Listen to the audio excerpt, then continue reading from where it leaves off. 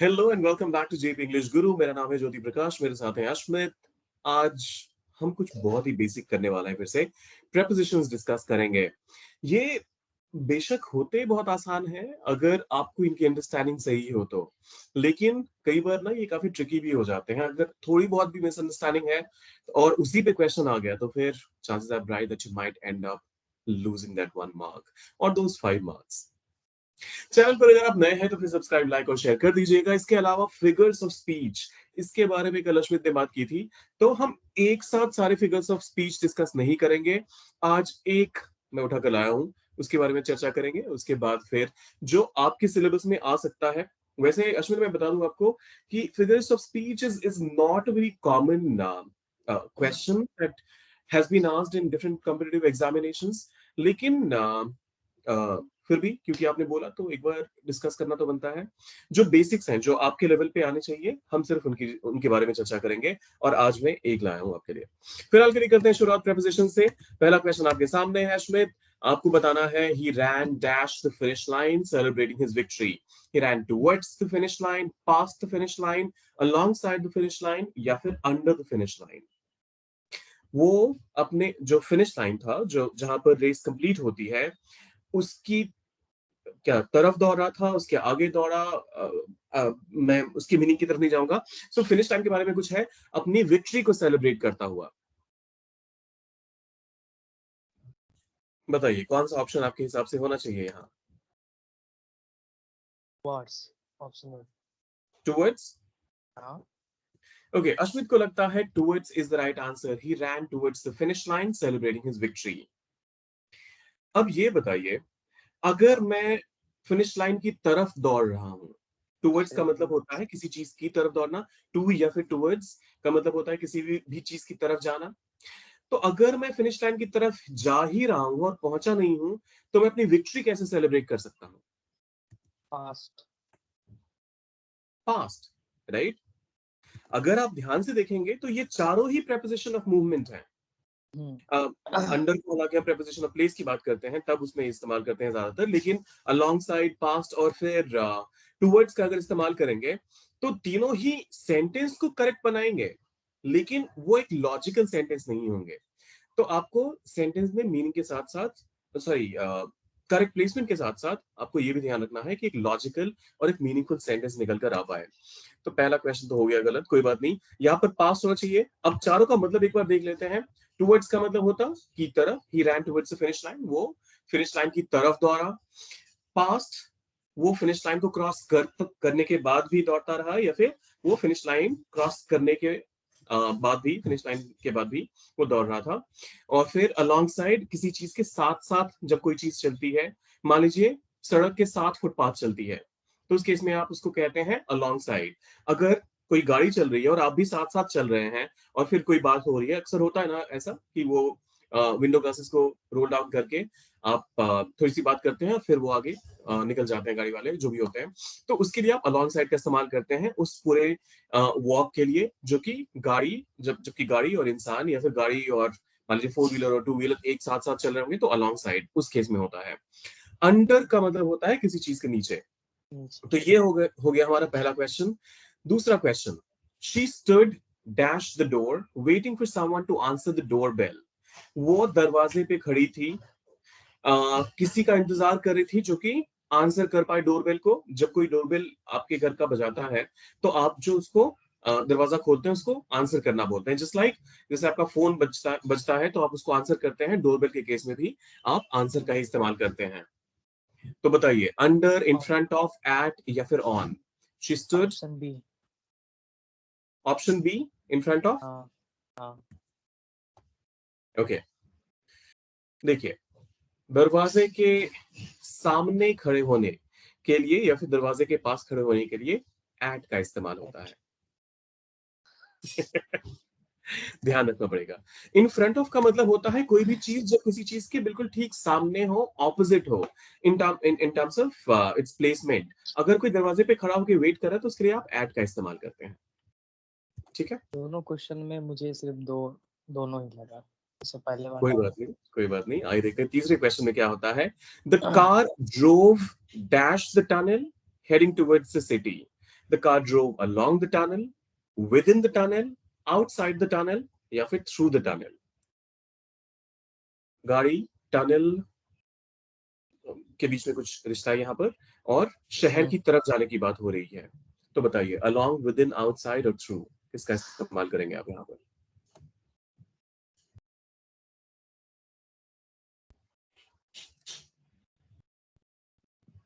Option D. Option D, through. Exactly, through is the right answer. जब कभी भी कोई एक एनक्लोज्ड स्पेस है, मान लीजिए एक पाइप है, तो उसमें से एक किनारे से कोई एक एनिमल, मान लीजिए रैट की बात करता हूं मैं, so a rat can enter from one side और दूसरी तरफ से वो निकल सकता है. तो ये जो पूरा का पूरा ट्रैवल होगा, उसके लिए थ्रू प्रेपोजिशन का इस्तेमाल होगा. और टनल उसी का एक बहुत बड़ा फॉर्म है. तो जब कभी भी ऐसा एनक्लोज्ड स्पेस आए तो उसमें हमेशा थ्रू का इस्तेमाल करिए. बिल्कुल सही था ये. फिर आता है the bird flu dash the tree. चिड़िया एक पेड़ के क्या अक्रॉस उड़ रही थी, या फिर अलॉन्ग साइड उड़ रही थी, टुवर्ड्स उड़ रही थी, या फिर अवे उड़ रही थी. Searching for a place to build its nest. अपना घोंसला बनाने की तलाश में चिड़िया क्या कर रही थी? अक्रॉस दिस ट्री उड़ रही थी, अलॉन्ग साइड द ट्री उड़ रही थी, टुवर्ड्स द ट्री, या फिर अवे द ट्री.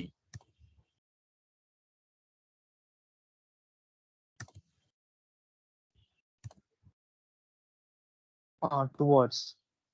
टुवर्ड्स, बिल्कुल. अपने किसी भी पेड़ की तरफ ही जाएगी, तभी तो वहां पर वो तलाश कर पाएगी कि वहां पर घोंसला बनाया जा सकता है या नहीं. तो टुवर्ड्स यहाँ पर सही होगा. अलॉन्ग साइड ये कहीं से भी सेंस ही नहीं बनाता. पेड़ और साथ साथ चिड़िया, मतलब पेड़ is not a moving thing, तो उसके साथ साथ चलना डजंट मेक सेंस. फिर अक्रॉस, ये तब होता जब मान लीजिए कोई फिर से एक साइड से अदर, अक्रॉस द फील्ड अगर होता, the bird flew across the field and to the forest searching for a place to build its nest, फिर वहां पर अक्रॉस सही हो सकता था. लेकिन यहां पर अक्रॉस अप्रोप्रिएट नहीं होगा. Towards is the right answer. Away तो पूरा सेंटेंस का स्ट्रक्चर ही ऑकवर्ड बना देगा, तो अवे का तो मतलब ही नहीं बनता. फिफ्थ क्वेश्चन देखते हैं. Do you take pride dash your appearance? In, at, about, of. Appearance का मतलब होता है आप कैसे दिखते हैं. प्राइड का मतलब यहाँ घमंड से मत लीजिएगा. टेकिंग प्राइड मीन्स एक गुमान होना किसी चीज से, जिसे कहते हैं ना मुझे अभिमान है. और अभिमान not in a negative sense but in a positive sense. तो बताइए. Option A. एग्जैक्टली, प्राइड के साथ आप हमेशा इन का इस्तेमाल करते हैं, तो यहाँ भी ऑप्शन ए करेक्ट होगा. क्या तुम अपने अपीयरेंस पे, तुम कैसे दिखते हो, क्या तुम्हें इस पे गुमान है, क्या तुम्हें इस पे अभिमान है, ये इसका मीनिंग हुआ.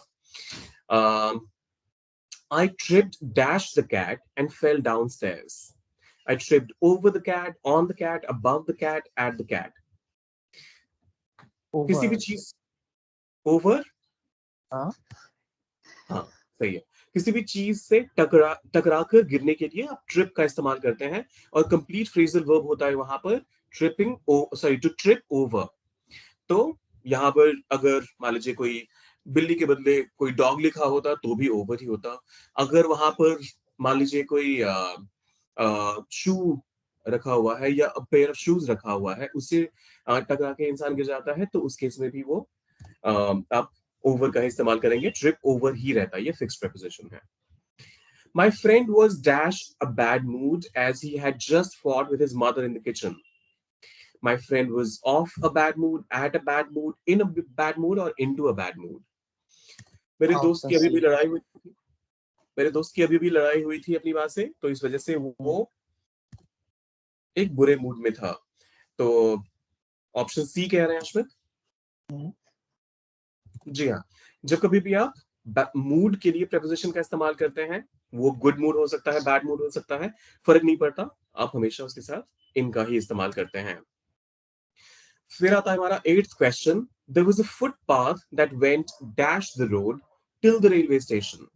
एक फुटपाथ था जो रोड के ऊपर से, साथ साथ रोड के चारों तरफ, और राउंड द रोड के जो भी है till the railway station, railway station तक. तो बताइए। Option B. अलोंग, हमने भी थोड़ी देर पहले भी इसका डिस्कशन किया था। कोई भी चीज जब साथ साथ चलती है तो उस केस में आप अलोंग का इस्तेमाल करते हैं। तो ओवर, देखिए फुटपाथ कभी भी किसी भी रोड के ऊपर से नहीं गुजरती है। ओवर ब्रिज हो सकता है, लेकिन आप उसको फुटपाथ नहीं बोलेंगे, वो फिर ओवर ब्रिज कहलाएगा। या फिर फ्लाई ओवर हो सकता है, लेकिन वो भी फुटपाथ नहीं है। फ्लाईओवर पे आपकी गाड़ियां चलती हैं, तो इस वजह से ओवर का इस्तेमाल तो हो ही नहीं सकता। फिर अलोंग, साथ साथ चलना, ये सही है। अराउंड द रोड, ये सेंस नहीं बनाता है। अराउंड मतलब होता है चारों तरफ से। तो यहाँ पर राउंड तो सेंस बनाता ही नहीं है, और राउंड तो वैसे भी नाउन है, तो it does not make sense. Round को यूजुअली आप नाउन कह सकते हैं, या फिर ये कुछ मतलब एडजेक्टिव के तौर पे भी इस्तेमाल किया जा सकता है। 9th क्वेश्चन देखते हैं। He drove dash Uttarakhand, UP and Bengal to reach the international border. He drove, उसने गाड़ी चलाई उत्तराखंड, उत्तर प्रदेश और बंगाल। अब यहाँ पर प्रेपोजिशन आएगा तभी ये एक मीनिंगफुल सेंटेंस बनेगा, तो मैं प्रेपोजिशन की हिंदी भी नहीं बताऊंगा, हिंट ना चला जाए इसलिए। टू रीच, पहुंचने के लिए। कहाँ पहुंचने के लिए? इंटरनेशनल बॉर्डर, जो अंतरराष्ट्रीय सीमा है, उसके बारे में बात हो रही है यहाँ पर। तो बताइए, he drove, sorry, we drove in, we drove over, we drove into, या फिर we drove through? Option D. Option D correct है। पहले दो क्वेश्चंस में भी आपको थोड़ा सा ध्यान रखना था। Option D is the right answer, क्योंकि after that you've given me all the right answers. Option D is right. जब कभी भी आप शहरों को क्रॉस करते जाते हैं, या फिर स्टेट्स जैसे इस केस में है, उसको क्रॉस करते जाते हैं एक के बाद एक, तो उसके लिए आप थ्रू का इस्तेमाल करते हैं। ऐसा माना जाता है कि उस पूरे एरिया को एक एनक्लोज्ड स्पेस के तौर पे कंसिडर कीजिए, और उसके साथ आप थ्रू का ही इस्तेमाल कीजिए। So we drove through Uttarakhand, UP, Bengal to reach the international borders. हमने उत्तराखंड, उत्तर प्रदेश और बंगाल होते हुए ड्राइव की, गाड़ी चलाई इंटरनेशनल बॉर्डर्स पहुंचने के लिए। 10th question, I have not slept और ईटन एनीथिंग। मैंने कुछ खाया या पिया, सॉरी, मैंने कुछ खाया भी नहीं था और सोया भी नहीं था प्रॉपरली, ढंग से, डैश 2 days, 2 दिनों, since, from, in, for. Option D. Option D. D. वो पिछले 2 दिनों से बात कर रहा है, यहाँ आई हैड नॉट स्लेप्ट हो रही है बात। फॉर होगा। करेक्ट है। I like that confidence, thank you so much Ashwin. जब कभी भी आप किसी भी ड्यूरेशन के बारे में बात करते हैं, और वो कंफ्यूज करने के लिए ना इसको अलग अलग तरीके से स्ट्रक्चर करके देंगे आपको, तो आपको बस ये ध्यान रखना है कि आप कभी भी उससे कंफ्यूज ना होएं, जैसे अभी आप कंफ्यूज नहीं हुए। यहाँ पर 2 days है, तो क्लियर थॉट है कि बॉस यहाँ पर तो हर हाल में मुझे ड्यूरेशन वाला प्रेपोजिशन ही लगाना है, और वो होता है फॉर, और वही करेक्ट आंसर भी है। 11th क्वेश्चन देखते हैं। she slammed the door shut, उसने दरवाजा पटक के बंद किया। टायर्ड, थकी हुई। द पेटी आर्ग्यूमेंट्स, किस चीज से थकी हुई थी? जो छोटी मोटी बातों पे जो वाद विवाद होते रहते हैं, तो उनसे थक कर उसने दरवाजा जोर से बंद किया, या फिर पटक कर बंद किया। Off, from, by, over.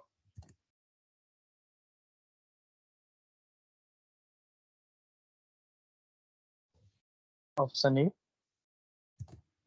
Tired of petty arguments, ये आंसर बिल्कुल करेक्ट है। लेकिन ऑफ क्यों? टायर्ड के साथ फ्रॉम का भी तो इस्तेमाल होता है, आपने फ्रॉम क्यों नहीं बोला?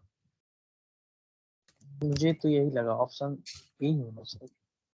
देखिए, टायर्ड फ्रॉम का इस्तेमाल आप तब करते हैं जब आपको कहना हो कि मैं किसी भी एक्टिविटी से थक गया हूं, और वो फिजिकल थकान की बात हो रही है उस केस में। जैसे मान लीजिए आप बोलेंगे, I went for a jog and I jog for, let's say, an hour, and I am really tired from doing it. तो मैं उस काम को करके किसी काम को करके थक जाना। हाँ। So getting tired by performing some action, तो ये थकान के लिए आप टायर्ड फ्रॉम का इस्तेमाल करेंगे। जब आप टायर्ड ऑफ का इस्तेमाल करते हैं तो आप ये कहना चाहते हैं कि आप मतलब थक चुके हो, पक चुके हो, अब आपको ये बर्दाश्त नहीं हो सकता, आप बर्दाश्त नहीं कर सकते, वहां पर आप टायर्ड ऑफ का इस्तेमाल करते हैं। ये इमोशनल थकान की बात है, ये मेंटल थकान की बात है। तो टायर्ड ऑफ फॉर मेंटल थकान, टायर्ड फ्रॉम फॉर फिजिकल थकान। आखिरी क्वेश्चन है, the new generation has a thirst dash success, thirst in success, for success, about success, of success. जो नई पीढ़ी है उनको प्यास है, किस चीज की प्यास है?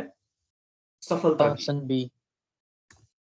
थर्स्ट के साथ आप हमेशा फॉर का ही इस्तेमाल करते हैं। I wish you were equally careful पहले दो क्वेश्चंस में भी। अगर रहते तो फिर आज आपका 100% स्कोर हो जाता, but not bad at all. अगर आपने 10 क्वेश्चंस आंसर किया आउट ऑफ 12, और वो भी they are not easy, let me tell you that. चाहे ये prepositions हो, ये सारे मैं वैसे वाले पिक करके लाया था जो थोड़ा सा आपको कंफ्यूज करने की कैपेबिलिटी रखते हैं। तो great job done Ashmit. And now is the time for us to quickly talk about hyperbole. Hyperbole इसको मत बोलिएगा, ये एक फिगर ऑफ स्पीच है और ऐसे बहुत सारे और भी हैं, रफली around 10 different figures of speech are there. तो हाइपरबोली किसको बोलते हैं?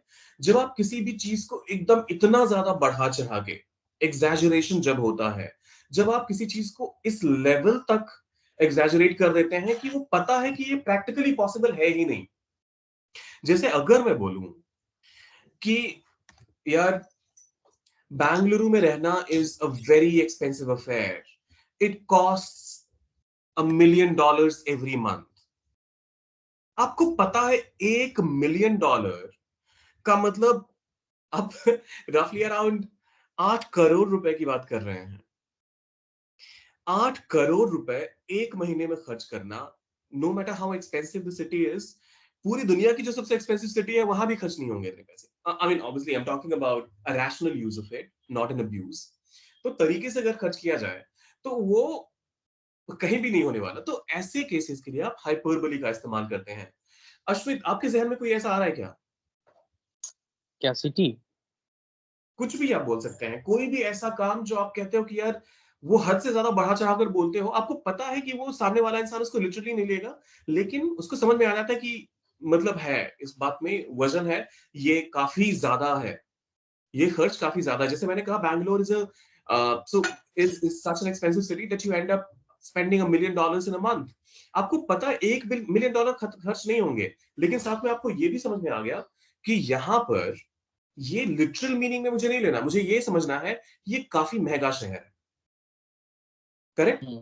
तो ऐसा कोई एग्जांपल आपको अगर देना हो, जैसे कि I run 10 miles in 3 seconds, like. तो ये तो फेक स्टेटमेंट हो गया ना, ये पॉसिबल ही अच्छा। नहीं है। अगर अच्छा। आप कुछ ऐसा, इसी को थोड़ा सा ट्वीक करिए अश्विन। हम्म। अगर आप बोलते हैं I run so fast that I believe I can beat run, train. हाँ, I can beat a train. तो हाँ। आप दुनिया को पता है कि आप ट्रेन से ज्यादा तेज नहीं भाग सकते, लेकिन तब लोगों को समझ में ये आएगा, उससे वो परसीव करेंगे उस चीज को कि अच्छा ये कहना ये चाह रहा है कि ये काफी तेज भागता है। हम्म। लिटरली उस चीज को इंसान नहीं लेगा। तो इसी चीज को आप हाइपरबोली बोलते हैं। कुछ एक एग्जांपल्स देखते हैं। I have told you this a million times, मैं आपको कई बार बोल चुका हूं, मैं आपको हजारों बार बोल चुका हूं। हिंदी में भी बोलते हैं ना, मैं आपको लाखों बार बोल हम्म। चुका हूं, ये काम आप फिर भी करते हो, ये गलती आप फिर भी करते हो। तो ये हाइपरबोली का एक प्राइम एग्जांपल है। फिर उसके बाद आता है I could eat horse right now, I am so hungry, मैं इतना भूखा हूं कि मैं पूरा का पूरा एक घोड़ा खा जाऊंगा। आपको पता है कि घोड़ा तो कोई खा ही नहीं सकता, और वो भी एक पूरा घोड़ा एक बार में, तो that's practically impossible. So hyperbole prime example of it. My backpack, मेरा जो बैग है, वेज अ टन, यहां पर हाइपरबोली पार्ट ये है। तो ये अम, आपको अब जब कहते हो माय बैकपैक, मेरा जो बैग है उसका वजन 1 टन है। एक रन टन है। मतलब इतना भारी बस्ता लेकर आप घूम रहे हो with all these books in it, मतलब इतना भारी बस्ता तो बस, और 1 टन आप उठा के चल रहे हो, तो ऑब्वियसली हाइपरबोली है। अब अश्विन आप बताइए मुझे, हम्म। he's got a smile that could light up the entire city, इसमें यहाँ क्या पर है? हाइपरबोली वाला पार्ट कौन सा है?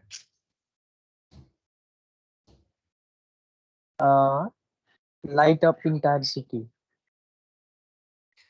तो smile that could light up the entire city, ये पूरा ही पार्ट होगा, राइट? आपको पूरा ही, जैसे ईट अ हॉर्स, आप पूरा ही बोलते हो जब कभी भी आपको आइडेंटिफाई करने के लिए बोला जाएगा। तो पता है क्या इसके सवाल कैसे आते हैं? आपको एक एग्जांपल दे दिया जाएगा और फिर बोला जाएगा कि इसमें आपको आइडेंटिफाई करना है कि ये कौन सा फिगर ऑफ स्पीच है। अच्छा। और वहां कोई मेटाफोर होगा, कोई सिमिली होगा, कोई ऑक्सीमोरॉन होगा, और ऐसे करके like I said there are 10 figures of speech, और उनमें से आपको एक आइडेंटिफाई करना होता है। तो अभी ये सवाल मैंने सिर्फ आपकी अंडरस्टैंडिंग के लिए पूछा था। She is so tall she could touch the sky with her fingertips, इतनी लंबी है कि अपने उंगली से आसमान छू सकती है। अब बताइए भाई, इतना लंबा कौन होगा? सो इसमें ऑब्वियसली होगा दैट्स हाइपरबोली एज वेल। बताइए क्या है इसमें, क्या है इसमें hyperbole part? Touch the sky with a finger tips. Exactly. तो ये है काफी आसान, लेकिन जब कभी भी आपको ना, जैसे मेटाफोर देखेंगे आप और हाइपरबोली देखेंगे, आयरनी देखेंगे, तो आपको बस ये याद रखना है कि किसके पीछे का कॉन्सेप्ट क्या है। There was a theft in the police station, police station में चोरी हो गई। हाँ अगर मैं कुछ ऐसा बोलता हूं तो ये आयरनी हाँ। है। पुलिस वालों का अच्छा। काम है चोरी रोकना, अब उनके यहां अगर चोरी हो रही है तो वो आयरनी है, राइट? अगर मैं कुछ ऐसा बोलूं, we had a record production of crops this year, yet those many people died of hunger. Irony है ये। रिकॉर्ड प्रोडक्शन भी आप कर रहे हैं और साथ में आपके लोग भूख से मर रहे हैं। जब कभी भी ये सटायर भी हो सकता है, आयरनी में सटायर भी होता है। जैसे मान लीजिए सरकार के कामकाज से आप खुश नहीं है तो आप उन पे जो व्यंग करते हैं, जैसे ये वाला एग्जांपल मैंने अभी दिया, ये सटायर है, ये व्यंग है कि, और ये मैं बाय द वे मैं गवर्नमेंट ऑफ इंडिया के बारे में नहीं बोल रहा हूँ, ये एक जनरल सा स्टेटमेंट था just for you to understand, right? The fire station caught fire, जो जो आग बुझाने वाला वो दमकल का जो पूरा वो विभाग था, उसकी बिल्डिंग में आग लग गई। अब बताओ इससे बड़ी आयरनी क्या हो सकती है लाइफ में?